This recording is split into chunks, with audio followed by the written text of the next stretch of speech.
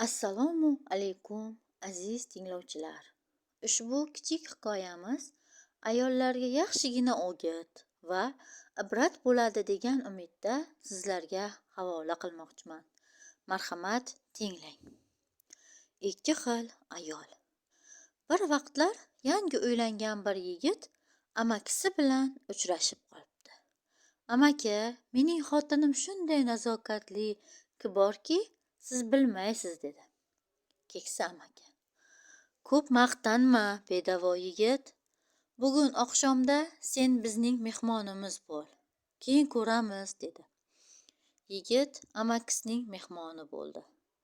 Keksa amaki kampiriga: xonim, mehmon keldi. Tarvuzning yaxshisidan olib kel, dedi. Kampir tarvuz keltirdi. Amaki qo'lida bir ikki aylantirib ko'rib: bo'lmaydi. Bu yaxshi chiqmaydi, boshqasini olib kel, dedi. Shunday qilib xotini 10 marta tarvuz olib keldi.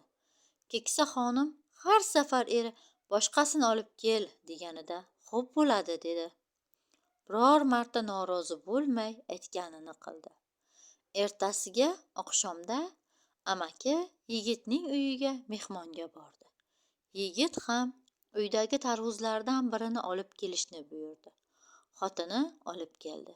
Yigit tarvuzni salmoqlab ko'rib: bu bo'lmaydi, boshqasini olib kel, dedi. Xotin boshqa tarvuz olib keldi. Yigit yana bo'lmaydi, dedi. Xotini 3-tarvuzni olib keldi. Er yana bo'lmaydi deb boshqasini olib kelishni buyurdi. Shunda yosh kelinchak: men sizning yugurdagingizmanmi? Olib kel, olib bor deyaverasiz. Siz aqlli bo'lganingizda yaxshi bir tarvuz olardingiz. Boshqa tarvuz yo'q. Faqat 3 tarvuz olib kelgansiz, dedi. Keksa amaki: ko'rdingmi bolaginam, men senga nima degan edim? Mening uyimda bir dona tarvuz bo'lib, yaxshi fe'lli xotinim 10 marta olib kelgan tarvuz ayni o'sha bitta tarvuz edi. Lekin biror marta itoatsizlik bilan gap qaytarmadi. Endi tushundingmi? Deb keksa amaki yigitga o'git berdi. Izoh va o'git. Ota-bobolarimiz yaxshi xotin sirkani bol qiladi.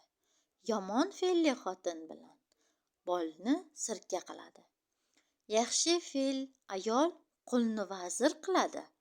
Yomon fe'lligi vazirni razil qiladi, deydilar. Aqlli inson qadrini bilgan insondir. Aqlli, xushfe'l xotinlar do'stlarga, badfe'l xotinlar dushmanlarga nasib etsin.